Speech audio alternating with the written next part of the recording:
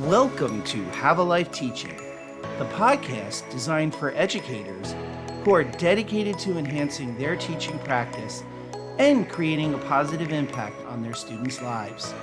In each episode, we'll dive deep into the world of education, exploring a wide range of topics related to curriculum, instruction, and assessment in K-12 schools. Together, we'll learn from the brightest minds in the education field. So if you're a passionate educator who's ready to take your teaching practice to the next level, join us as we explore the exciting world of education. My name is John Shimbari, signing in and saying, let's have a life teaching. Hello, everyone. Welcome to another episode of the Have a Life Teaching podcast. April is Genocide Awareness Month.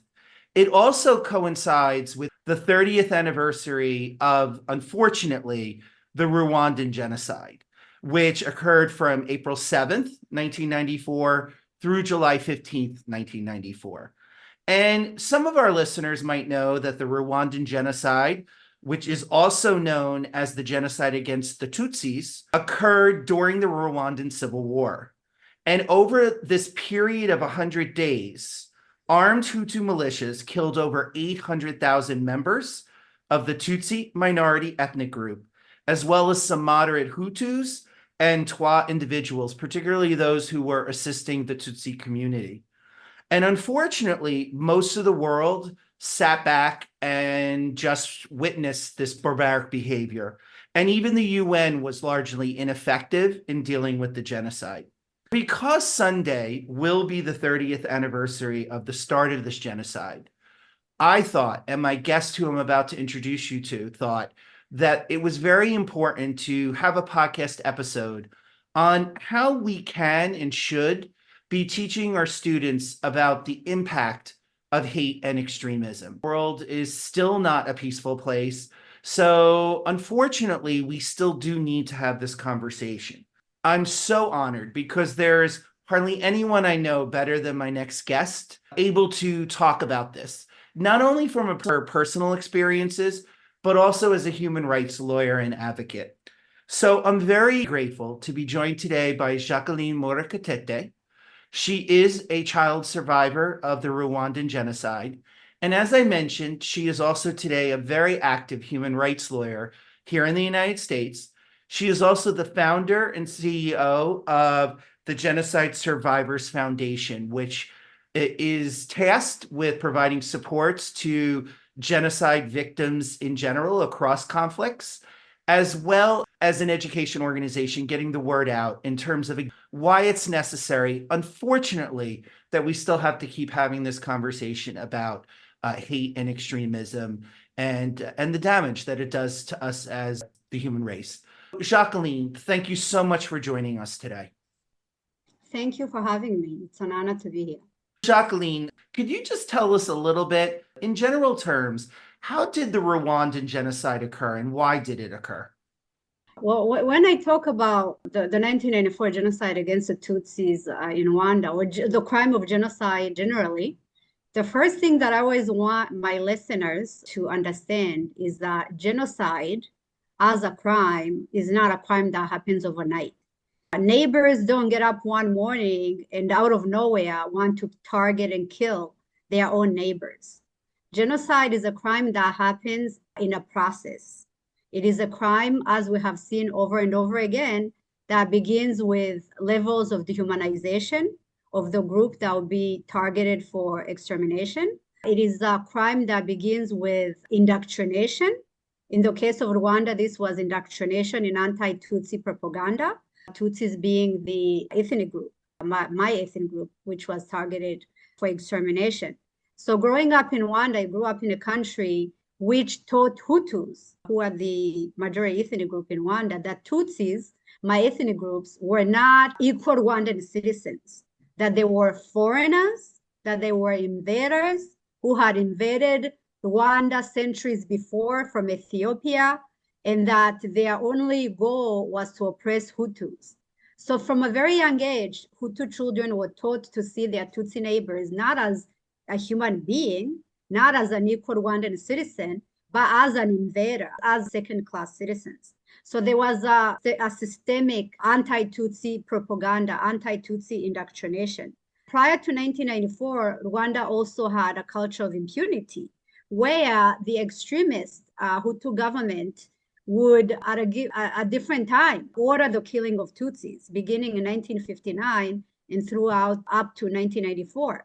The government, as a way to try to monopolize power using divisive politics, would always paint the Tutsis as an enemy that needed to be exterminated. So even prior to 1994, we had killings of Tutsis in 59 throughout the 60s and the 70s. So there was this culture of impunity where Hutus believed that it was, whenever the government told them to kill Tutsis, that it was like their civic duty to kill them. And then in the month preceding the genocide, again, there was a lot of dehumanization in the media, which referred to Tutsis as invaders, as cockroaches that needed to be exterminated.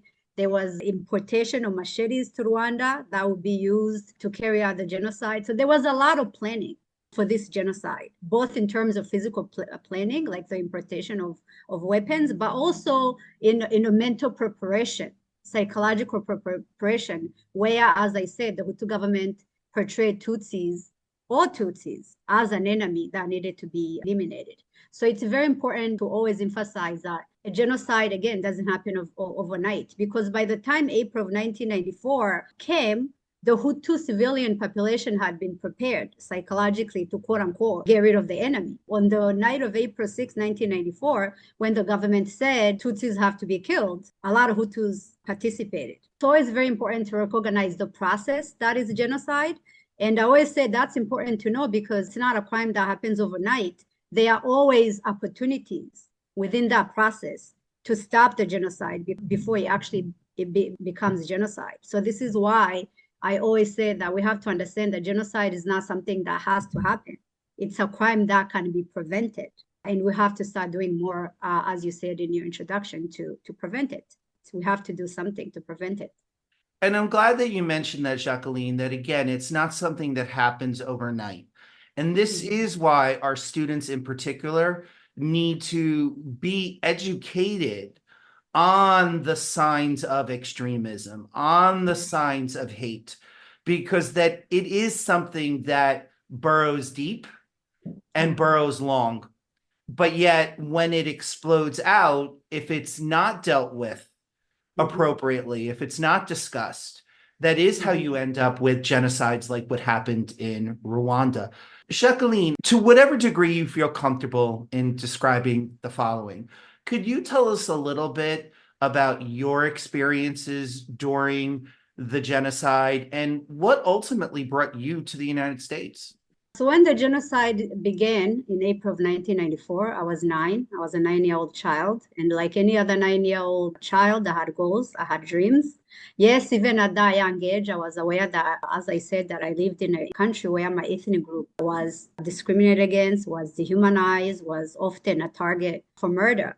But I had parents who, like any parents, encouraged me and my siblings. I was one of the 7 children in my parents' household.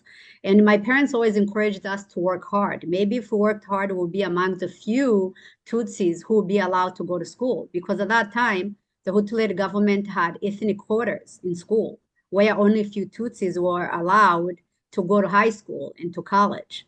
So even if you were number 1 in your class, once the teachers learned that you were Tutsi, you were denied higher education.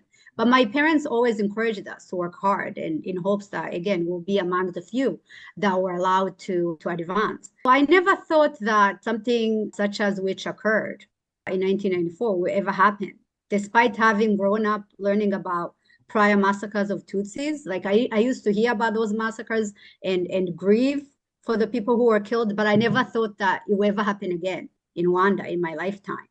But when the genocide began in April of 1994, life as I knew it changed. I went from being a child that had a relatively happy childhood with parents, with 6 siblings, with many aunts, many uncles, many cousins, to finding myself in an environment where I had to flee my home and leave everything that I had ever known and loved behind if I had any chances of surviving. I would find myself in an environment where I had to watch Tutsis, men, women, and children being murdered around me, including relatives. I found myself in an environment during those 100 days of genocide, an environment in which whenever I got up, I did not know whether I was going to live to see the next day. Because throughout the genocide, as I was hiding throughout the genocide with my grandmother, who I was with when the genocide began, many times we came face to face with armed Hutu civilians who were armed with clubs, with machetes, singing, screaming that Tutsis were cockroaches and Tutsis needed to be killed. And this is a kind of dehumanization and incitement to kill that was repeated over radio. And radio was the main instrument of communication between the government and the population at that time. And throughout the 100 days of killing, government officials, Hutu government officials will come on the radio and they will say, Hutus, you have to kill Tutsis, you have to kill your enemy. Tutsis are hiding in this church, you have to go find them and kill them. Tutsis are hiding in this school, you have to find them and kill them. So at that time, there was really nowhere safe in Rwanda. And every survivor that you speak to from Rwanda will tell you that there are so many instances where we came face to face with death, with people who wanted to kill us, again, simply because of our ethnicity. I, a child of 9, was considered an enemy of the state because the Hutu government said no Tutsi was to be spared. Men, women, children. They would even encourage the Hutus who were carrying out the killing that if they would tell them if they found a Tutsi woman who was pregnant to make sure that they cut the pregnant woman open and make sure that even the fetus was destroyed. So the goal in 1994 was to exterminate all Rwandan Tutsis and any Hutu or any other person who was opposed to that genocidal plan. So it is in that type of environment that I existed for 100 days, that all those of us who survived existed. Again, every day being hunted, being chased, every day coming face to face with people who wanted to kill us. And to this day, a lot of us really struggle to understand how it is that we survived. Because I always say that when your own government is after you, when your own neighbors are after you, when priests and nuns and pastors are involved in your killings, it's really a miracle that anybody can survive in that environment. But you did have some Hutu civilians who risked their own lives to protect Tutsis, as you said at the beginning. And those who were discovered hiding Tutsis were also killed during the genocide. But a lot of us who survived because we had somebody along the way who, at the risk of their own lives, decided to hide us for a few days until we were discovered and then had to find another place to hide. But at the end of the genocide, when the genocide ended, after approximately 100 days of killing, I'll come to learn that my parents, all my 6 siblings, most of my aunts, uncles, cousins, Tutsi neighbors had not been fortunate, that they had been murdered. With respect to my immediate family, I would come to learn that one day during the genocide, my Hutu neighbors had come and they had taken my parents, all my 6 siblings, my grandmother, my uncle, the other Tutsis in the village, to a nearby river where they decided to murder them one by one and to throw their bodies in that river. And for many days, for many weeks, for many years after the genocide, I used to believe that what had happened in Rwanda in those 100 days was a nightmare that I would one day wake up from, and I would be a child of 9 with parents, with siblings, with goals and dreams. But every day since, I would learn what had happened to this uncle, to this aunt, to this neighbor. Most of them, as I said, were thrown in rivers, in mass graves. There are many people who were killed where to this day we know they were killed, but we never found out where they were killed. We never had the opportunity to bury them, which is another source of pain for survivors. Because when you have a tombstone for your loved one, you at least have a place where you can go and know that they are buried there and you can remember them. But for most survivors, that's something that they was also robbed of, because a lot of people were thrown in, even in latrines, like in outhouses. So the period after the genocide was very difficult for me and for everybody who survived. But I always say that I was one of the fortunate orphans in that I had an uncle who was at the time living in the US. And after learning that I had survived and that my parents and siblings had been killed, he decided to adopt me. So at the end of 1995, about a year after the genocide, I found myself coming to this country. I was 10 years old at the time. I was placed in fifth grade where I started learning English. I was in an ESL class. I had wonderful teachers who used to volunteer their time to teach me English. I had to adapt to a new culture. And the first few years in America, as you can imagine, again, it was very difficult because I was still very much traumatized. I lived for a long time with nightmares where every night I'll go to bed and I'll have nightmares of being chased by people with machetes. And I wake up crying and I would think about my parents, my siblings. And this is a type of loss and of pain and of trauma that once you experience it, it never leaves you. So as you said at the beginning, this April, we are marking 30 years since the genocide. And although 30 years have passed, to many survivors, again, the loss and the pain and the trauma remains very much a part of our lives. And this is why those survivors who speak like myself do the work that we do, because we recognize that what happened to us in 1994 is something that should not have happened. It's something that should never happen to anybody. As I said, genocide does not happen overnight. It's a preventable crime. And I always say that it is a shame on humanity that in this day and age, we still stand idly by as people are discriminated against, are attacked, are murdered, simply because of who they are. I always say that even at that age of 9, during the genocide, even at age of 9, I understood that genocide is the worst crime that human beings can commit. Because to be discriminated against, to be targeted, to be murdered, to have your family murdered, simply because of who you are, not because of anything that you have done, not because of a crime that you have committed, but because of who you are, because of something that you cannot help but be. There's no worse crime than that. And that's why I'm so passionate about trying to do my part to make sure that this is a crime that people can start really standing up against. And I truly believe that if all of us, individually and collectively, did more to prevent it, then we would not see genocide and other hate-motivated violence happening to the level that is happening in today's world. And Jacqueline, first, I just want our listeners to know that I know that my life has been enriched knowing you. I'm so sorry that our paths crossed because of this. I wish that we lived in an alternative universe where you could have come to this country with your family or as an adult of your own volition. Before we even go further in the interview, I do want you to know that, I mean, my words are weak, but I'm so sorry that this happened. And like I said, I wish our paths crossed differently.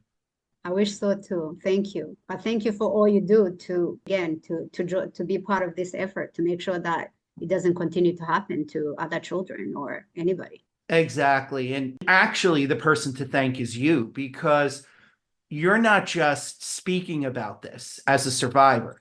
You've dedicated your professional career, because as you said, you were 8, 9 years old when this happened. And so you had your whole professional future ahead of you. So Yeah. you don't just speak as a survivor, you Mhm. speak these days as a lawyer, as a specialist in human rights. Could Mhm. you describe a little bit about what you do, switching gears as a professional when it Yeah. comes to dealing with this problem that I believe it was Samantha Power said is the problem from hell? How are Yeah. you as an adult in this country trying to get people to wake up and look at the effects of extremism? I think every survivor that you speak to will tell you that in the aftermath of genocide, a lot of us struggled with how it is that we survived and why it is that we survived. There's something called survivor guilt. I used to say, why is it me? Why me? I had many siblings. The youngest of my siblings was just a few weeks old. My mother was killed with an infant and toddler, and most of my young siblings were 2 years old, 4 year old, 6 year old. I would say, why me? Why did I survive? But at a certain point, most of us recognize that we have survived. You may say it was by miracle, God saved us, or it was pure luck, depends on who you ask. But having survived, what is our responsibility? What is our purpose? Having survived such atrocity.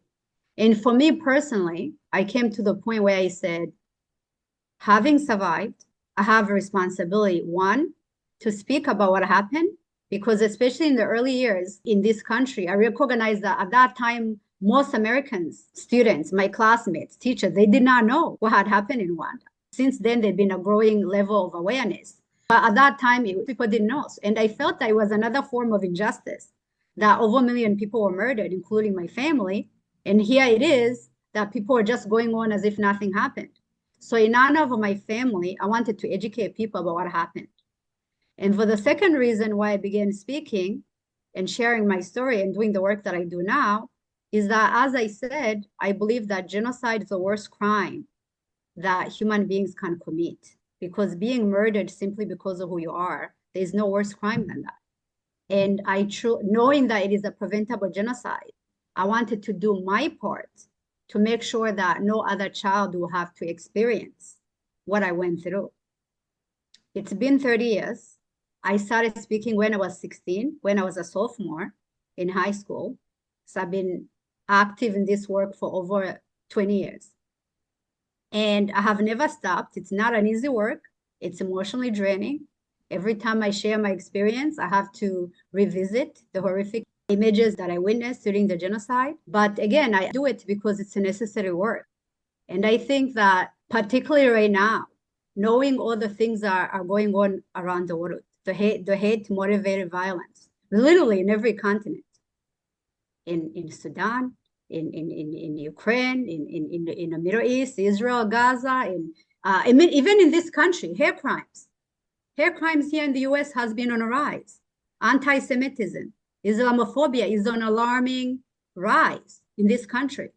Every day you go online or on your TV screen or on your phone screen and you're reading about synagogues being painted with swastikas, or a Muslim woman being attacked because she's wearing a hijab and being called a terrorist. So even here in America, we are experiencing an alarming levels, historical levels of hate and extremism.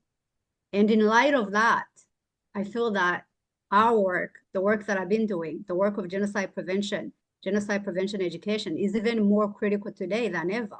That it is important that people, particularly young people, as the future leaders of this country and other countries, to understand the dangers of hate, the dangers of extremism. Because as I keep saying, genocide doesn't happen overnight.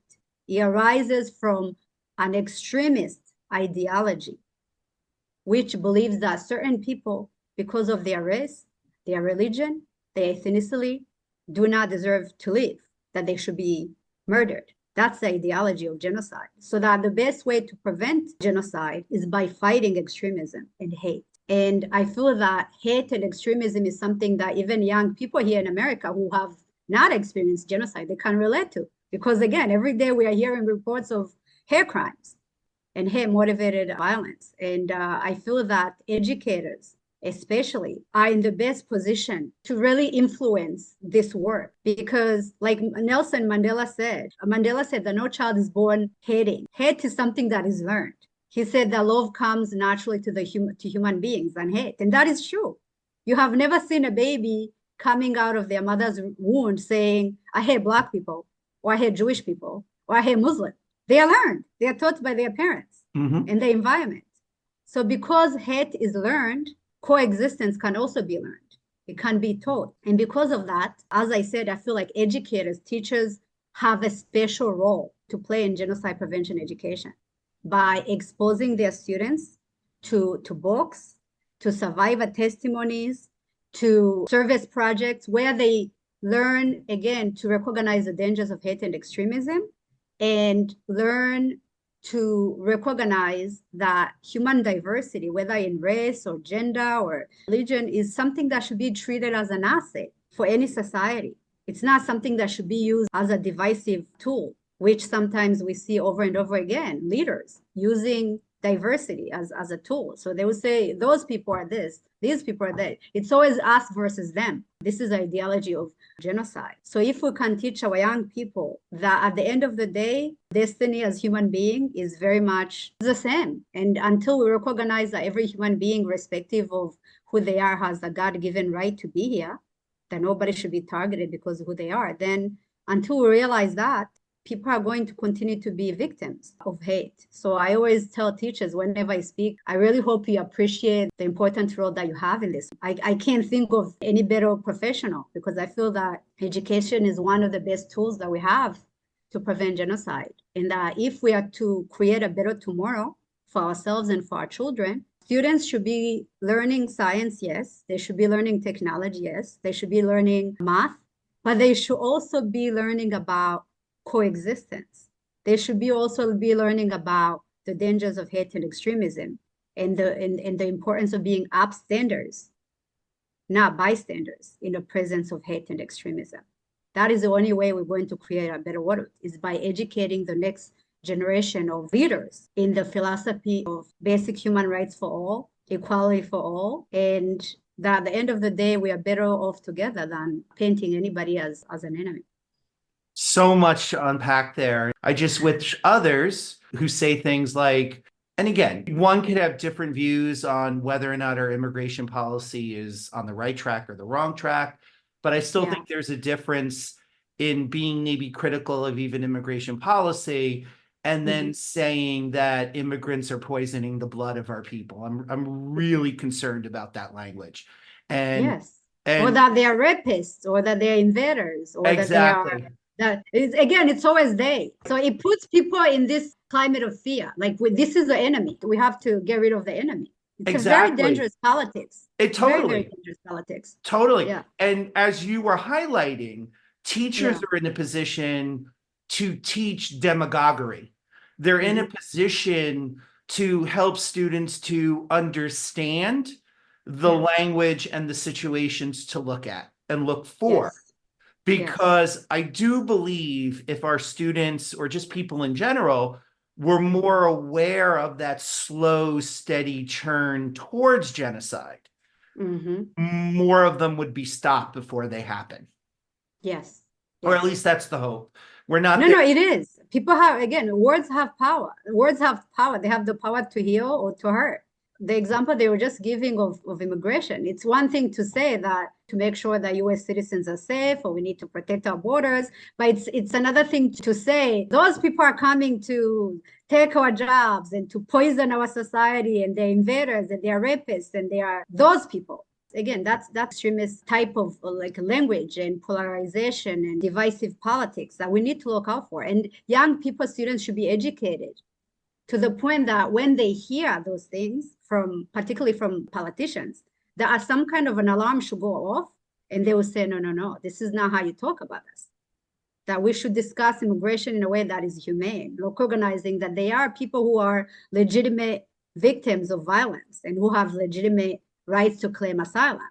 And they have to be a distinction between them and obviously other people who may be taking advantage of the system. But again, it's really those words that, and kids can be educated to listen for it and to act before they turn into violence, because that's what happens if those type of divisive politics, painting of a group of people as an enemy that has to be eliminated. When those things go unchecked, that's how violence happens. It's inevitable. Hate crimes that we are hearing about today, it's because what we are seeing in the TV saying, oh, these people are this. So somebody sees somebody on the street and they're like, this person is a terrorist, or this person is a rapist because they are coming from the southern borders. I think we also have to make sure that we put in position of leadership leaders that are responsible with their words.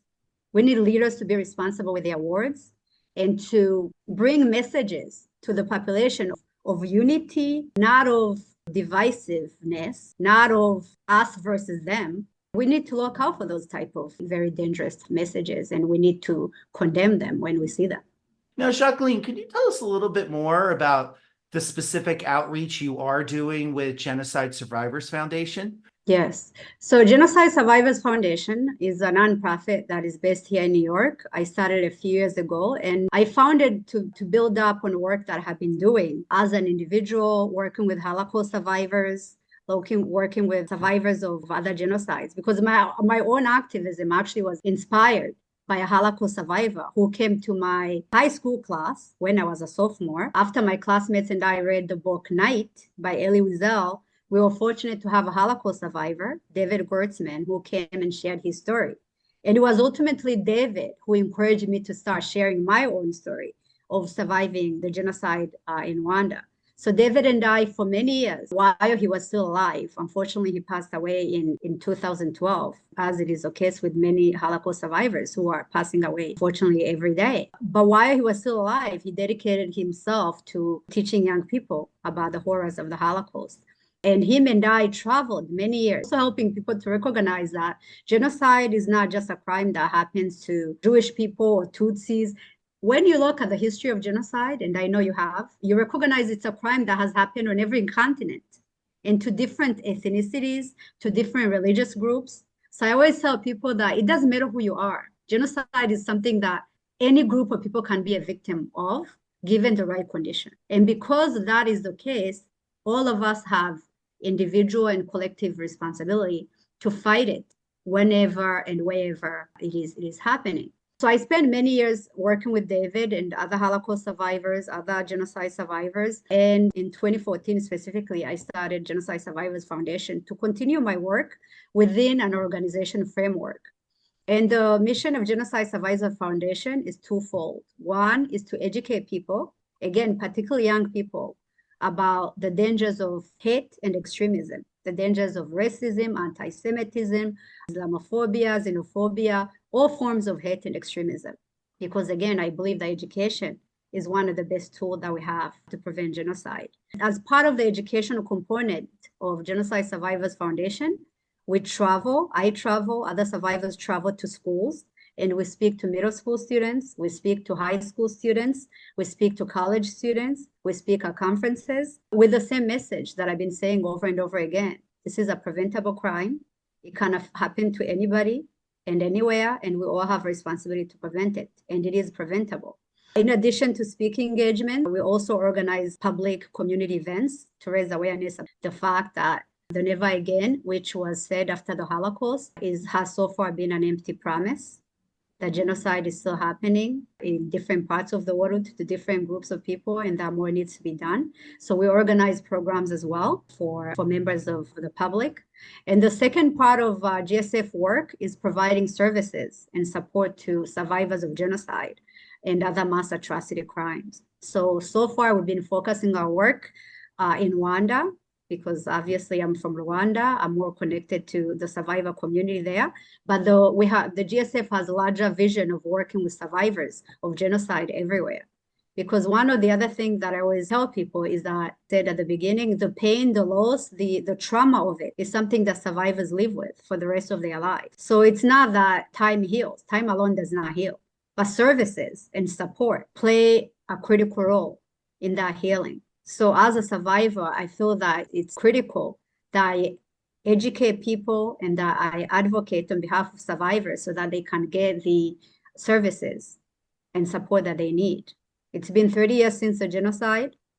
We've had some support with survivors in Rwanda, but even today, you still have many survivors who are struggling with physical needs, like housing, lack of funds to go to school, people who are unemployed. We have mental health issues, as you can imagine, a lot of trauma within the survivor community, which is also being passed to the children. So there's this level of like intergenerational transmission of trauma.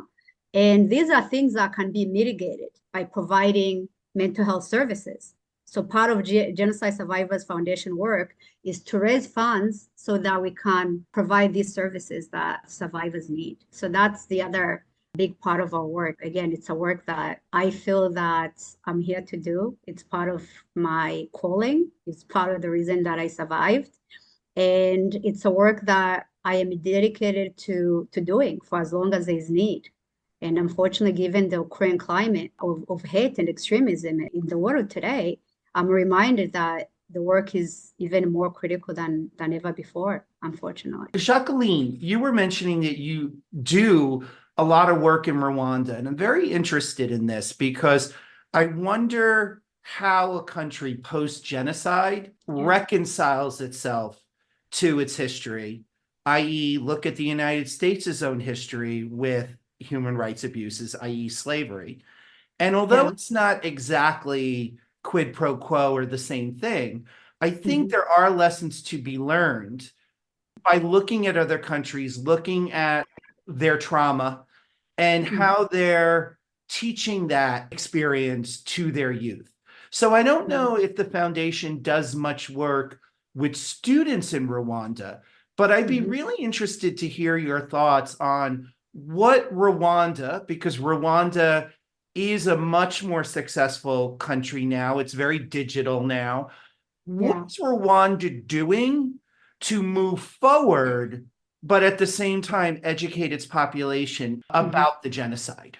So a lot has been done in Rwanda in terms of education, in terms of policy, institutional, legal reforms to make sure that what happened in 1994 will never happen again in Rwanda. I mean, that's a commitment. And for the first time, thankfully, we've had a government that's committed to the peaceful coexistence of citizens. What the government and other civil society organizations have been doing is to try to help Rwandans, particularly young people. Rwanda is now a very young country in a sense that the majority of the Rwandan citizens today are young people who were not alive 30 years ago. The majority of Rwandans now are kids, children, young adults who are not alive in 1994. So they don't have the experiences that we have. And the goal for this generation of Rwandans has been to really help them understand the danger of divisive politics, to understand how it is that Rwanda got to where it got in 1994, to help them appreciate that the genocide, as I said, arose from having a government which used divisive politics as a tool for political monopolization.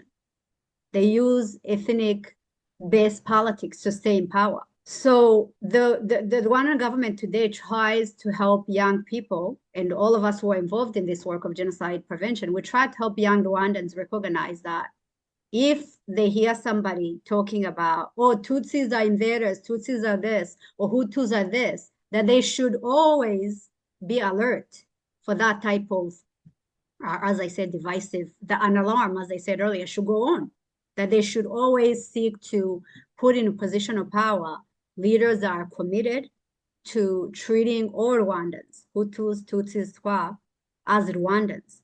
So there's also have been campaigns to really help Rwandans recognize that, yes, we are Tutsis, we are Hutus, we are Twas, but at the end of the day, we're also Rwandans who have more in common than differences. Because Hutus, Tutsis, and Twa, it's not like a religious difference. It's not a cultural difference. At the end of the day, there's more that we have in common than the differences.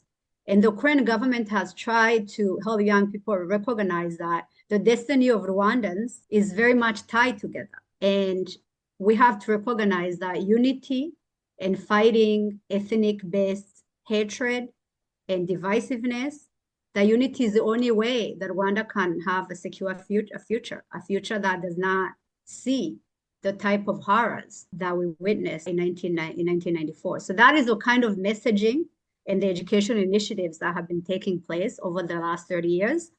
And I would say there's been a lot of progress. That said, I always say that for any post-genocide environment or country, there is always a need for vigilance because the ideology of genocide, just like genocide, it's not something that just goes away right away. So while today you have people who killed in 1994 and have repented for what they did, you also have people who still see Tutsis as the enemy, as invaders. You still have people who have that ideology of genocide and who educate their kids in that same ideology. The only difference between now and Rwanda prior to 1994 is that that type of hatred is not acceptable in the public sphere. So you can't be in a school or in a marketplace and talk about how Tutsis are the enemy. And this is something that was done previously in Rwanda. I mean, literally at any given point in a classroom, students will be told to stand up and the teacher will say, Hutu's this way, Tutsis this way. And the Hutu teacher will go on about how Tutsis were not to be trusted, how Tutsis were originally from Ethiopia and they're not like really Rwandan. So this kind of anti-Tutsi hatred, ethnic-based hatred was part of the existing system prior to 1994. And now Rwanda today is really trying to create a different culture, a different environment for the new generation of Rwandans, again, to help them recognize that there is no value, absolutely no value in ethnic-based hatred and divisive politics. And the only way that's going to lead is to the type of mass murder that we all witnessed and suffered in 1994. So a lot of that has been going on. As I said, it's a process. There's been a lot of progress, but challenges remain. And Genocide Survivors Foundation, along with other civil society groups, we are all committed to, again, doing our part. Because one of the things that as a survivor that you dread and you can never even imagine is seeing your own children. I'm now a mother of two. I have a 7-year-old, I have a 3-year-old. And I am dedicated to doing everything that I can to make sure that my children will never have to witness, will never have to suffer, will never have to lose, will never have to live in an environment that myself and other survivors existed in during the genocide. So for as long as that commitment exists on the part of Rwandans, then Rwanda is going to continue to head in the right direction. That's our commitment, and that's the work that we have to constantly be doing. Is there a curriculum around the genocide in Rwanda? Yes, there are curriculums. Yes, there are some curriculums that are being taught in schools, like in elementary schools, high schools, and colleges. I think it's been revised a couple of times, but it's part of the educational curriculum is to teach about the history of Rwanda and how it is that Rwanda got to be where it was in 1994, and how do we avoid going back. In addition to education being a key component to prevention, leadership is a key confession. As I said that throughout, leadership is a key tool to prevention. To the extent that you have leadership that's dedicated to unity, to coexistence among its citizens, with its neighbors, then there will be peace. There will be coexistence. But when you have a government or leadership that says, these people are your enemy, or this neighboring country is your enemy and we need to destroy them, that's how genocide happens.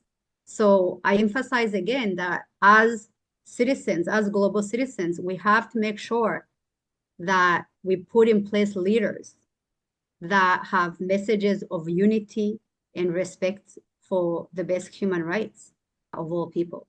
So that's an essential component of prevention as well. Jacqueline, where can people find out more about you and the work that you do? So the best place to find out about the work that I do is to visit our website, genocidesurvivorsfoundation.org. I'm also on social media. I'm on Facebook, I'm on Twitter, I'm on Instagram. There's a lot of other social media platforms that I haven't even tried to go to. I'm trying to manage what I have, but they can certainly find me there. Facebook, Instagram, Twitter. But again, the best place is Genocide Survivors Foundation website. And my contact information is there. So they can invite me to speak at their schools, to their community, at their church, at their synagogue. Because again, I feel that survivor stories, particularly at this very moment, have to be told, that people need to, again, be reminded that something can be done, that this does not have to happen. Jacqueline, thank you so much for your time today. And thank you for all the work that you're doing to try to bring this world to a better place. So thank you. Thank you so much, John. Thank you for having me, and thank you for all you're doing. It's going to take the efforts of all of us. That's really what is required of every one of us, is to do our part. That's a good message to go out on in terms of all of us doing our part. So again, Jacqueline, thank you so much. Thank you for having me. Thank you for listening today. I hope you got some great tips that you can bring back into your teaching. Remember, have a life teaching without sacrificing your own. Also, don't forget to subscribe and be well.